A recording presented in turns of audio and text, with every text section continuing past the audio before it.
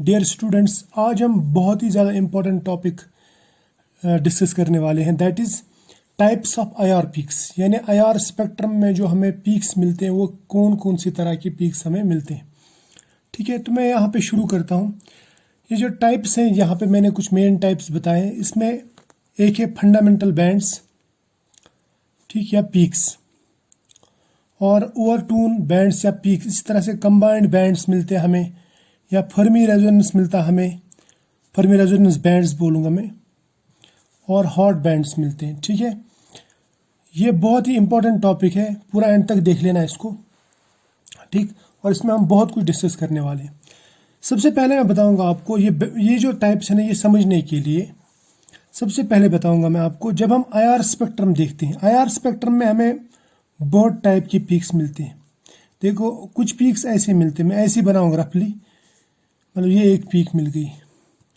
कुछ पीक्स थोड़ी सी ठीक ठाक रहती है, कुछ पीक्स ऐसे इस तरह की रहती है। ये जो पीक है ना, ये बहुत ही छोटी पीक है, इसको मैं बोलूँगा very weak peak, very weak peak और बैंड। ठीक है, ये बैंड और पीक एक ही मतलब है। यहाँ पे हम बैंड भी यूज़ करते हैं और पीक भी, क्योंकि आईआर स्पेक्ट्रम में जो पीक्स मिलते हैं वो शार्प नहीं मिलते, बैंड्स ही मिलते हैं हमें। तो ये हम ऑलरेडी डिस्कस कर चुके हैं, ऐसा क्यों होता है। ठीक है, इसको मैं बोलूँगा ये वेरी वीक पीक है, इसको मैं बोलूँगा ये वीक पीक है। अगर मैं इस पे जाऊँ तो ये मीडियम साइज़ की है, मीडियम साइज़, मीडियम मतलब अगर हम ऐसे देखेंगे ना स्पेक्ट्रम, मान लीजिए जो नीचे 50% तक आता है, 50% ट्रांसमिशन तक, उसको बोलते हैं मीडियम पीक। ठीक, और अगर मीडियम से भी नीचे चली गई, ऐसे सपोज पीक ऐसे आ गई, इसको मैं बोलूँगा ये स्ट्रॉन्ग पीक है। क्या ये स्ट्रॉन्ग पीक। और अगर बहुत नीचे तक चली गई पीक, तो इसको बोलते हैं हम very strong peak, very strong peak या बैंड। समझ में आया। अब ये जो पीक्स है ना, क्यों आती है, किस तरह आती है, और कि कौन सी पीक कैसे आती है, ये हम इनसे समझेंगे। जैसे फंडामेंटल बैंड्स, फंडामेंटल पीक्स या ओवरटोन बैंड्स वगैरह, ये चीज़ें अगर हमें समझ में आ जाएंगी तो हम इसको भी समझ सकते हैं कि ऐसा क्यों होता है। हालांकि कुछ चीज़ें हम ऑलरेडी इस पर डिस्कस कर चुके हैं। जो ये पीक की जो स्ट्रेंथ है वो इंटेंसिटी ऑफ एब्जॉर्प्शन पे रहता है। वो एक मॉलिक्यूल या एक बॉन्ड, एक फंक्शनल ग्रुप, वो कितनी लाइट एब्जॉर्ब करता है, कितनी इंटेंसिटी से वो एब्जॉर्ब करता है या ट्रांसमिट करता है, उसी हिसाब से हमें यहाँ पे ये पीक्स मिलती हैं। तो चलो समझते हैं। सबसे पहले समझेंगे हम फंडामेंटल बैंड। फंडामेंटल बैंड जो है ना, ये सबसे ज़्यादा आईआर स्पेक्ट्रम में रहती है, मोस्ट एबंडेंट, मैं बोलूँगा मोस्ट एबंडेंट। जो आईआर स्पेक्ट्रम की जान है वही है, इसे कहते हैं ये फंडामेंटल पीक, और ये सबसे ज़्यादा रहती है, मोस्ट प्रोबेबल भी बोलूँगा मैं। इन सब बैंड्स में सबसे ज़्यादा यही पीक्स मिलती है हमें। और ये पीक कब मिलती है, ये पीक तब मिलती है जब मॉलिक्यूल अपने ग्राउंड स्टेट से फर्स्ट एक्साइटेड स्टेट में जाए। मैं बोलूँगा फर्स्ट एक्साइटेड स्टेट में जाए।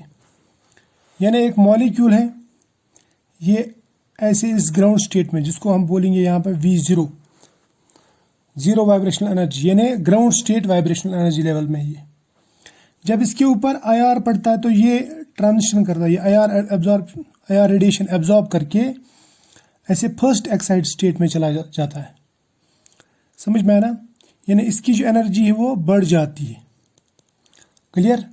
अब ये जो ट्रांजिशन है from this ground state to first excited state, इसकी वजह से जो एब्जॉर्प्शन मिलता है हमें, उसको हम कहते हैं फंडामेंटल एब्जॉर्प्शन। और फंडामेंटल एब्जॉर्प्शन ही हमें फंडामेंटल बैंड देगा। यानी ये जो सिग्नल देगा उसे मैं कहूँगा कि ये फंडामेंटल पीक है। यानी जो इस एब्जॉर्प्शन की वजह से हमें पीक मिलती है, फंडामेंटल पीक, या मैं बोलूँगा फंडामेंटल बैंड। समझ में आया ना। सपोज एक मॉलिक्यूल है, ये इस तरह करता है। मान लीजिए इसका ग्राउंड स्टेट ये है और ये फर्स्ट एक्साइटेड स्टेट है, ठीक। और ये आईआर रेडिएशन एब्जॉर्ब करता है ये मॉलिक्यूल और यहाँ एक्साइटेड स्टेट में चला जाता है।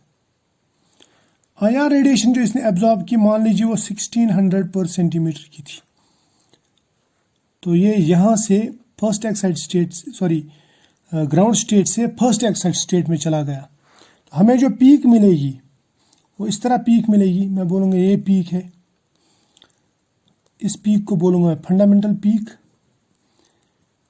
और ये पीक कहाँ पे मिलेगी हमें? ये हमें मिलेगी 1600 पर सेंटीमीटर पे, है ना। तो 1600 जो ये फंडामेंटल पीक, क्लियर। और आईआर स्पेक्ट्रम में जो फंडामेंटल पीक्स होते हैं वो बहुत ज़्यादा तादाद में रहती हैं। मैं बोला large number of F peaks, ठीक है, क्योंकि ये मोस्ट प्रोबेबल ट्रांजिशन है। क्लियर, ये समझ में आया? शाबाश। अब दूसरा जो है ये है ओवरटोन, बोलते हैं इसको ओवरटोन पीक। ओवरटोन से आप समझ में आ गया होगा, जैसे हम बोलते हैं ओवर एक्टिंग, कुछ ज़्यादा ही करना, ठीक है, ओवर एक्शन, ओवर रिएक्शन। वैसे यहाँ पे अगर ट्रांजिशन V0 से V1 के बजाय सीधा V2 में हो जाए या V0 से V3 में हो जाए, इसको बोलते हैं ओवरटोन। अगर V0 से V2 में गया तो मैं बोलूँगा फर्स्ट ओवरटोन। अगर V0 से V3 में गया तो मैं बोलूँगा सेकंड ओवरटोन। समझ में आया ना? ओवरटोन का मतलब ही है कि ऐसा ट्रांजिशन होना। मान लीजिए ये है ग्राउंड स्टेट V0, ये है V1, ये है V2, ये है V3 एक मॉलिक्यूल का। अगर ये यहाँ से यहाँ ट्रांजिशन करेगा, मैं बोलूँगा इसने फंडामेंटल ट्रांजिशन किया। हमें जो पीक मिलेगा वो फंडामेंटल पीक मिलेगा, ठीक। लेकिन ये मॉलिक्यूल अगर यहाँ से ट्रांजिशन डायरेक्ट यहाँ करे, यानी इसको इसने बाईपास किया, इसने क्या किया, इसको बाईपास, V1 को बाईपास करके सीधा V2 में चला गया, या यहाँ से यहाँ चला गया, तो मैं इनको बोलूँगा दीज आर ओवरटोन्स। क्या होते हैं ये? ओवरटोन्स। इसको मैं बोलूँगा ये फर्स्ट ओवरटोन है, फर्स्ट ओवरटोन, और ये है सेकंड ओवरटोन, ठीक। यानी इसको जंप यहाँ से यहाँ करना था, ग्राउंड स्टेट से फर्स्ट एक्साइटेड स्टेट, इसने लेकिन फर्स्ट से सीधा सेकंड एक्साइटेड स्टेट या थर्ड एक्साइटेड स्टेट में किया। उसको बोलते हैं ओवरटोन। और ये जो ओवरटोन है ना, ये जनरली जो है ये एल्डिहाइड्स में होता है। इट ऑकर्स इन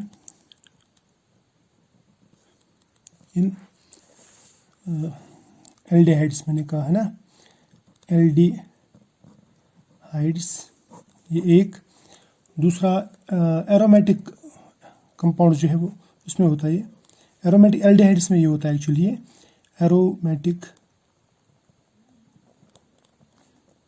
कंपाउंड्स, या ये एस्टर्स में होता है, ठीक है, एंड एस्टर्स एक्स्ट्रा, इनमें ये ओवरटोन होता है। अब ओवरटोन अगर होगा तो इसमें फंडामेंटल के साथ साथ में ये ओवरटोन पीक्स भी आएंगी, लेकिन ओवरटोन पीक्स की जो इंटेंसिटी है वो कम रहती है। समझ में ना? दीज आर वीक पीक्स, मैं बोलूँगा दीज आर और वीक पीक्स, यानी इनकी प्रोबेबिलिटी कम रहती है, इसलिए पीक्स भी वीक आती है। मैं बोलूँगा लेस इंटेंस, ठीक, लेस प्रोबेबल, और इनका नंबर भी कम रहता है। अब अगर आपसे कोई ये पूछे कि इसको क्या कहते हैं, इस ट्रांजिशन को, तो याद रखना कि ये जो है ये ओवरटोन ट्रांजिशन है, ओवरटोन ट्रांजिशन। क्लियर? यहाँ तक समझ में आया? अब हम लेंगे और एक टाइप का, ये दो टाइप हो गए, अब तीसरा टाइप लेंगे। तीसरा टाइप क्या है? कंबाइंड बैंड्स और डिफरेंस बैंड्स। कंबाइंड बैंड्स और डिफरेंस बैंड्स। देखो ये कंबाइंड बैंड्स और डिफरेंस बैंड्स कैसे बनते हैं? जो मॉलिक्यूल में वाइब्रेशंस होते हैं ना, वाइब्रेशंस, मॉलिक्यूलर वाइब्रेशंस, वो मतलब अकेले अकेले नहीं होते, अलग अलग नहीं होते, यानी इंडिपेंडेंट नहीं होते। मैं बोलूँगा not independent, not independent of each other बोलूँगा। इसका मतलब ये होता है कि अगर एक वाइब्रेशन यहाँ पे हो रहा है, दूसरा यहाँ पे हो रहा है, तो ये वाइब्रेशंस आपस में इंटरेक्ट करते हैं। मतलब एक तरह का वाइब्रेशन दूसरी तरह के वाइब्रेशन से इंटरेक्ट करता है। उस तरह से हमें ये जो इंटरेक्शन है ना, मैं बोलूँगा म्यूचुअल इंटरेक्शन, इससे हमें एक्स्ट्रा पीक्स मिलती है। क्या मिलती है? एक्स्ट्रा पीक्स, या मैं बोलूँगा हमें अनयूजुअल पीक्स मिलती है, अनएक्सपेक्टेड पीक्स। जैसे हमने एक मॉलिक्यूल में डिग्रीज ऑफ फ्रीडम कैलकुलेट किया, हमें आने चाहिए थे 6 पीक्स, लेकिन 6 के बजाय 10 पीक्स आ जाते। तो ऐसा क्यों होता है? मैंने अभी आपसे कहा ऐसा इसलिए होता है क्योंकि ये जो वाइब्रेशंस हैं, ये इंडिपेंडेंट ऑफ ईच अदर नहीं रहते, बल्कि एक दूसरे के साथ इंटरेक्शन करते रहते हैं, यानी यहाँ पे एनर्जी एक्सचेंज होते रहता है। अब वही मैं समझा रहा हूँ यहाँ पे कि कंबाइंड बैंड्स क्या होते हैं और डिफरेंस बैंड्स क्या होते हैं। ये भी एक तरह की इंटरेक्शन है, यानी दो वाइब्रेशंस के दरमियान एक इंटरेक्शन जब होता है, तो उससे कभी कभी जो बैंड्स है वो कंबाइन होते हैं, कभी कभी मतलब उनमें डिफरेंस आता है, यानी वो सब्ट्रैक्ट होते हैं। ये मैं समझा दूंगा कैसे होता है। सपोज हमारे पास में एक मॉलिक्यूल है, ये ए, बी और सी। इसमें मान लीजिए इसमें स्ट्रेचिंग हो रही है, ये स्ट्रेचिंग, या इसमें एसिमेट्रिक स्ट्रेचिंग हो रही है। और इसी मॉलिक्यूल में यहाँ पे ए, बी, सी, इसमें बेंडिंग हो रही है। ये है स्ट्रेचिंग, ये है बेंडिंग।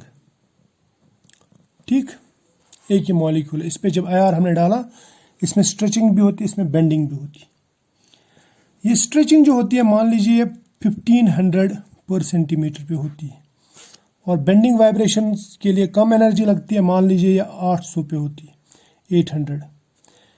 याद रखना, स्ट्रेचिंग एनर्जी जो है, ई स्ट्रेचिंग, वो ज़्यादा रहता है as compare to E bending. ये तो आपको मालूम है ना, इसलिए यहाँ पे मैंने लिखा इसका वेव नंबर ज़्यादा है, इसका वेव नंबर कम है। तो इस हिसाब से हमें 2 पीक्स मिलने चाहिए, इस तरह का स्पेक्ट्रम हमें मिलना चाहिए। एक यहाँ पे 1500 पे एक पीक 1500 पे, और दूसरी पीक हमें मिलनी चाहिए थे 800 पे पर सेंटीमीटर पे, यहाँ पे 1500 पर सेंटीमीटर पे। लेकिन कभी कभी ऐसा नहीं होता, कभी कभी इनके अलावा, इन 2 पीक्स के अलावा और भी पीक्स मिलते हैं, और वो पीक्स क्या रहते हैं? अनएक्सपेक्टेड। यानी आपको वो फंक्शनल ग्रुप होगा ही नहीं मॉलिक्यूल में, फिर भी वो पीक्स मिल जाएंगी। और वो पीक्स कैसे आती हैं? या तो वो कॉम्बिनेशन से आती है। मैं पहले दिखाऊंगा कॉम्बिनेशन। कॉम्बिनेशन का मतलब इन दोनों का एडिशन होगा, यानी 1500 प्लस 800 होगा, वो आ जाता है 2300। तो आपको एक पीक मिलेगी यहाँ पे 2300 पे, ये अनएक्सपेक्टेड पीक, इसको बोलते हैं हम कॉम्बिनेशन पीक। इसी तरह से डिफरेंस पीक, यानी सब्ट्रैक्शन डिफरेंस पीक, यानी 1500 में से 800 जो है वो माइनस हो जाएगा, नेगेटिव इंटरेक्शन होगा यहाँ पे। अब यहाँ से निकालो 0 0, अब 15 में से 8 गए तो 7, समझ में ना। तो आपको 700 पे और एक पीक मिलेगी, यानी यहाँ पे और एक पीक मिलेगी 700 पर सेंटीमीटर पे। ये फंक्शनल ग्रुप भी यहाँ पे नहीं है, यानी आपको ऐसा कोई फंक्शनल ग्रुप नहीं है जो 700 पे दे रहा है या 2300 पे दे रहा है।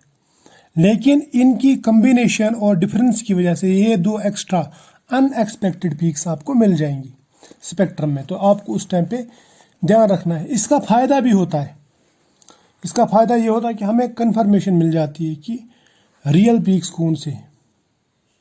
हम इनसे अंदाज़ा लगा सकते हैं कि एक्चुअल फंक्शनल ग्रुप क्या हो सकता है। समझ में आया?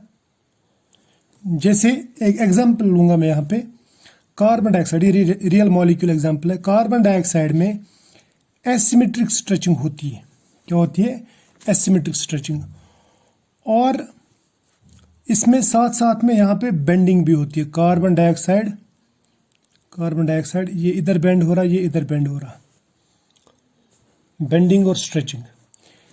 इसका जो म्यू बार है एसिमेट्रिक स्ट्रेचिंग का, यानी इसका जो वेव नंबर आ रहा है वो आ रहा है अप्रॉक्सीमेटली 2350 पर सेंटीमीटर पे, यानी एक पीक आपको यहाँ पे मिलनी चाहिए। और बेंडिंग जो है, बेंडिंग यानी म्यू बार बेंडिंग, ये आपको मिलनी चाहिए थी 6, यानी अप्रॉक्सीमेटली बोल रहा हूँ 665 पे। तो आप एक्सपेक्ट करते हैं कि आपका जो ग्राफ है वो इस तरह आ जाए। ये आपका ग्राफ है, एक ग्राफ मिलता आपको, एक पीक मिलती है आपको 2300 पे, 2350 पे मान लीजिए। दूसरा यहाँ पे पीक मिल रही है 665 पे। समझ में आया ना? लेकिन अगर यहाँ पे कॉम्बिनेशन होता है, इसमें कॉम्बिनेशन होता है, तो ये और ये कंबाइन हो जाएगा, आपको और एक एक्स्ट्रा पीक मिल जाएगी, and that peak will be like this. ये पीक मिल जाएगी और ये पीक इन दोनों का कॉम्बिनेशन होगा तो ये आपको मिल जाएगा 3015 पर सेंटीमीटर में। और एक पीक भी मिल सकती है, इन दोनों का डिफरेंस, इसमें से ये माइनस कर दो तो आपको यहाँ पे और एक पीक मिलेगी। ये मैंने बड़ा बना दिया, ये आपको छोटा पीक मिलेगा एज कंपेयर टू दिस। इसको मैं बड़ा कर देता हूँ, इनको बड़ा कर देता हूँ। यहाँ पे और एक पीक मिलेगी, वो पीक होगी इन दोनों का डिफरेंस, यानी 1685 पे, ठीक है, पर सेंटीमीटर पे। सो दिस पीक, यानी ये वाला peak, peak 1 and 4, peak 1 and 4, sorry 4 नहीं 3, these are combination and difference peaks. समझ में आया? ये जो पीक्स है ये कॉम्बिनेशन एंड डिफरेंस पीक्स। यानी अगर आपको आईआर स्पेक्ट्रम मिलता है और उसमें कुछ एक्स्ट्रा पीक्स मिलती हैं तो आप ये गेस कर सकते हैं कि ये पीक्स कौन कौन सी हो सकती हैं। समझ में आया ना? और ये याद रखना, ये पीक्स भी वीक रहेंगी क्योंकि हर एक स्ट्रेचिंग वाइब्रेशन आपस में इस तरह की इंटरेक्शन नहीं करेगा। कुछ मॉलिक्यूल्स यानी कुछ बॉन्ड्स ऐसे जाएंगे, कुछ स्ट्रेचिंग और वाइब्रेशन ऐसा इंटरेक्शन करेंगे, तब ये पीक्स बनेंगी। अब आता है और एक इम्पोर्टेंट, मैं बोलूँ इन सब में सबसे ज़्यादा इम्पोर्टेंट, उसको बोलते हैं फर्मी रेजोनेंस पीक। ये मैं बोलूँगा इनमें से मोस्ट इम्पोर्टेंट। अब ये फर्मी रेजोनेंस कब होता है? देखो, फर्मी रेजोनेंस कब होता है? फर्मी रेजोनेंस तब होता है जब fundamental band and first overtone की फ्रीक्वेंसी की मैचिंग हो जाए। इन दोनों की जो फ्रीक्वेंसी है, या मैं बोलूँगा वेव नंबर फ्रीक्वेंसी मैचिंग जब हो जाए तब होता है यहाँ पे फर्मी रेजोनेंस। और यहाँ पे मिलता है हमें फर्मी रेजोनेंस बैंड। क्लियर? ये मैं समझा दूंगा कैसे। मान लीजिए एक मॉलिक्यूल है, एक स्ट्रेचिंग में बोलूँगा, एक स्ट्रेचिंग ऐसे हो रही है कि इसका फंडामेंटल ट्रांजिशन मान लीजिए V0 से V1 ये इतना हो रहा है, यहाँ से यहाँ। समझ में आया? और इसके लिए जो एनर्जी लगती है, मान लीजिए वो एनर्जी जो है या वेव नंबर जो है ये पर सेंटीमीटर्स में, ये 3000 पर सेंटीमीटर है। कितना है? 3000 पर सेंटीमीटर। यानी यहाँ से ग्राउंड स्टेट से फर्स्ट एक्साइटेड स्टेट में ट्रांजिशन हो रहा है और इसके लिए जो एनर्जी लग रही है वो 3000 पर सेंटीमीटर है। इसी मॉलिक्यूल में यहाँ पे और एक ट्रांजिशन होता है, लेकिन वो ट्रांजिशन फर्स्ट एक्साइड स्टेट में नहीं होता, बल्कि वो V0 से V1 को छोड़ के सीधा V2 में चला जाता है। इसको मैं बोलूँगा फर्स्ट ओवरटोन हो रहा है। यहाँ पे क्या हो रहा है? First overtone. इसको बोलूँगा मैं फर्स्ट ओवरटोन, फर्स्ट ओवरटोन। इसको क्या बोलेंगे? ये फंडामेंटल है ना, फंडामेंटल। ये फंडामेंटल ट्रांजिशन, ये फर्स्ट ओवरटोन ट्रांजिशन है।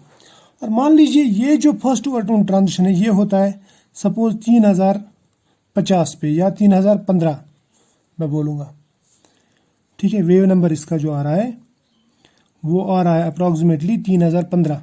अब ये 3000 और 3015 है, इनकी एनर्जी नज़दीक नज़दीक है, तो इनमें रेजोनेंस हो सकता है। रेजोनेंस मतलब एनर्जी एक्सचेंज हो सकता है। उसको हम कहते हैं फर्मी रेजोनेंस। क्या कहते हैं? Fermi resonance, right.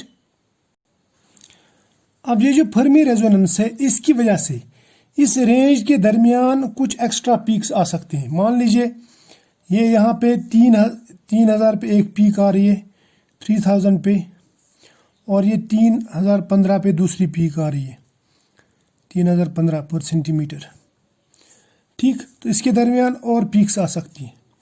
These two peaks, ये जो एक्स्ट्रा पीक्स आ रही है, इसको बोलूँगा मैं these are Fermi resonance peaks, Fermi resonance peaks.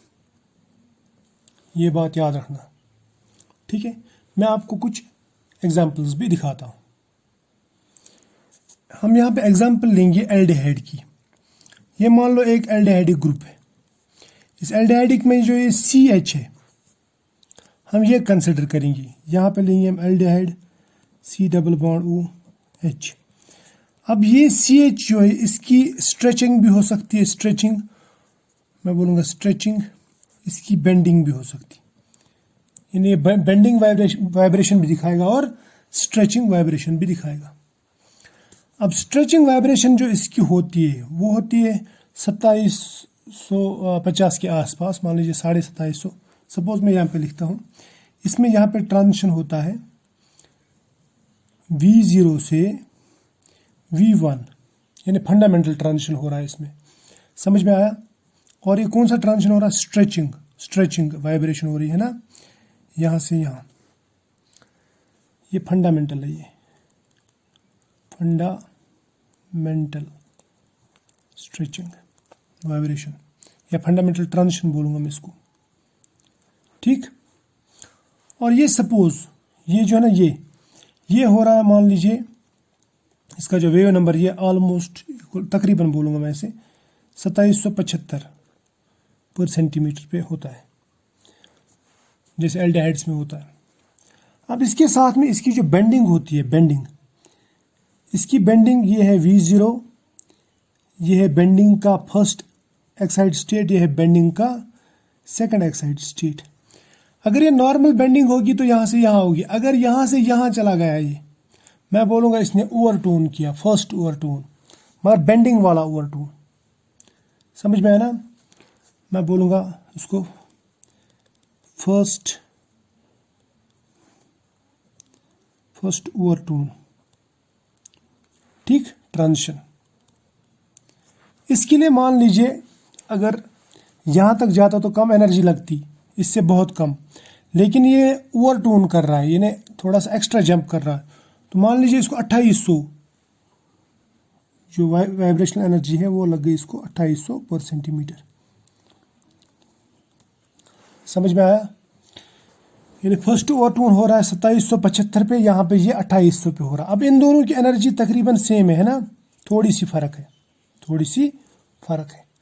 अगर थोड़ी सी फर्क है तो यहाँ पे फर्मी रेजोनेंस हो सकता है। समझ में आया ना? अब इन दोनों पे नजर रखो आप, 2800 पे और 2775, ठीक। अब इसका जो स्पेक्ट्रम मिलना चाहिए था मुझे, वो मिल जाना चाहिए था ऐसा कुछ स्पेक्ट्रम। एक मिल जानी चाहिए थी पीक यहाँ पे, इसकी वजह से ये मिलनी चाहिए, सॉरी ये इसकी वजह से है, ये मिलनी चाहिए थी 2800 के ऊपर, ठीक, और दूसरी पीक मिलनी चाहिए थी यहाँ पे, ये 2775 के ऊपर। ठीक, ये 2775 इसकी पीक है, फंडामेंटल स्ट्रेचिंग पीक, और 2800 जो है ये इसकी पीक है।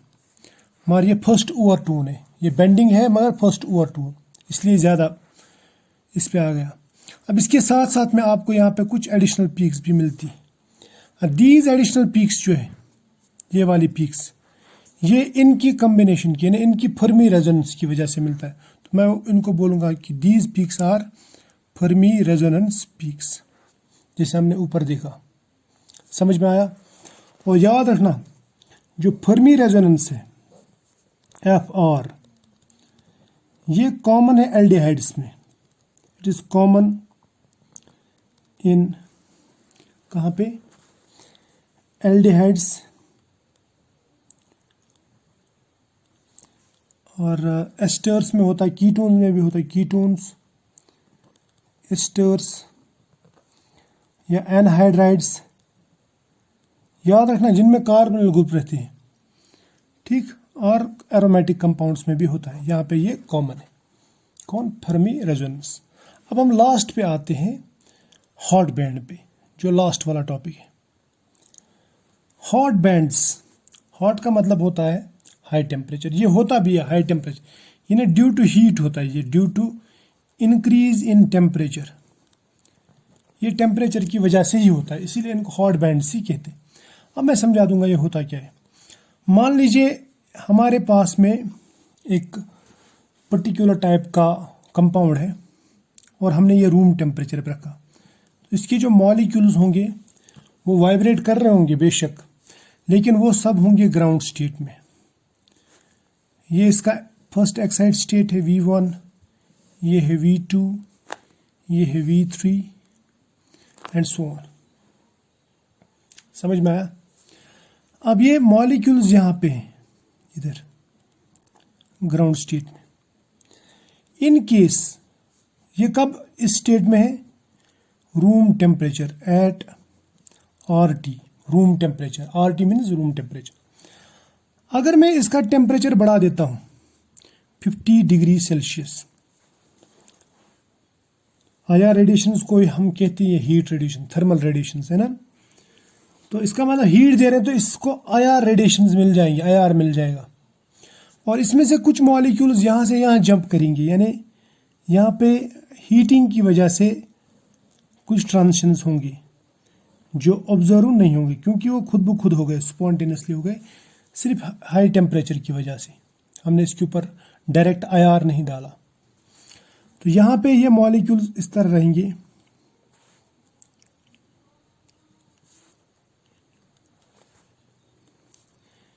और कुछ मॉलिक्यूल्स इधर चले जाएंगे। अब ये है V1, ये है V0, V1, V2 और ये है V3। समझ में आया? इस तरह की इसमें मैं वो एनर्जी लेवल्स हैं। ये एनर्जी ऊपर जाएंगे तो एनर्जी ज़्यादा, नीचे आएंगे तो एनर्जी कम। ठीक है। अब अगर मैं इसके ऊपर IR डालता हूँ, IR यहाँ से भी ट्रांजिशन करेगा, IR यहाँ से भी ट्रांजिशन करेगा। यानी IR डालने के बाद में IR रेडिएशंस को मॉलिक्यूल्स यहाँ पे भी मिलेंगे, यहाँ पे भी मिलेंगे। ये भी एक्साइटेशन करेंगे, इनका भी एक्साइटेशन होगा। अगर फंडामेंटल एक्साइटेशन हो गया तो V0 से V1। लेकिन अगर इन मॉलिक्यूल्स का एक्साइटेशन हो गया जो ऑलरेडी V1 में है, तो अगर इनका भी फंडामेंटल हो गया तो वो जाएंगे V1 से V2। समझ में आया ना? V1 से V2। और ये V1 से V2 जो ट्रांजिशन है, V1 से V2 या V1 से V3, V2 से V3 या V1 से V3, these transitions are called hot transitions. क्या बोलूँगा मैं इनको? Hot transitions. और इसकी वजह से जो बैंड्स मिलते हैं उनको बोलूँगा मैं हॉट बैंड्स। क्यों बोलूँगा हॉट बैंड्स? क्योंकि यहाँ पे जो ट्रांजिशन होता है वो ग्राउंड स्टेट से नहीं हो रहा है, बल्कि first Exide state, second Exide state या फर्स्ट एक्साइड स्टेट से थर्ड एक्साइड स्टेट में ट्रांजिशन हो रहा है। नहीं, यहाँ पे मॉलिक्यूल ऑलरेडी एक्साइटेड है, हम उसको और एक्साइट कर रहे हैं। समझ में आया ना? तो यहाँ पे जो बैंड्स मिलेंगे उनको मैं बोलूँगा कि these are hot bands. So these transitions या वो बैंड्स जो हमें इस ट्रांजिशन से मिलते हैं, कौन से V1 से V2, V2 से V3 या V1 से V4 में या V3 से V4 में या V2 से V3 में, समझ में आया ना? ये बात क्लियर है? ठीक है, ऐसे भी बोल सकता हूँ मैं V2 से V3 ये भी हॉट बैंड है फिर, या V3 से V4 ये भी हॉट बैंड है, क्योंकि यानी ऑलरेडी एक्साइटेड स्टेट से और हायर एक्साइटेड स्टेट में ट्रांजिशन हो रहा होना, उसकी वजह से जो बैंड मिलता है उसको बोलते हैं हॉट बैंड। हॉट बैंड जो ना लो टेम्परेचर पे बहुत कम मिलते हैं, जो ही टेम्परेचर हम बढ़ाते हैं तो number of hot bands increases. समझ में है ना? मैं ऐसा बोलूँगा फिर, hot bands appear at high temperature. ये हम चेक कर सकते हैं। मान लीजिए हमारे पास में एक मॉलिक्यूल है, उसमें कुछ एक्स्ट्रा पीक्स आ रही हैं, हम उस मॉलिक्यूल को लो टेम्परेचर पे भी देखेंगे, हाई टेम्परेचर पे भी देखेंगे। अगर वो पीक्स बढ़ रही हैं तो इसका मतलब वो हॉट बैंड से कम हो रही है लो टेम्परेचर पे, तब भी हॉट बैंड से। अगर पीक्स पे टेम्परेचर का कोई असर नहीं पड़ता तो समझ लेना फिर वो ना तो हॉट बैंड से और ना ही कुछ है। ठीक है, वो फिर कुछ एक्स्ट्रा ही बैंड्स। तो हॉट बैंड्स भी IR स्पेक्ट्रम में एक्स्ट्रा पीक्स को ऐड करता है। समझ में आया ना? और ये हॉट बैंड स्पेक्ट्रम जो है ये हम लेते हैं एट हाई टेम्परेचर। क्लियर? समझ में आया? शाबाश। तो आज इतना ही, मिलेंगे फिर कभी, तब तक के लिए बाय।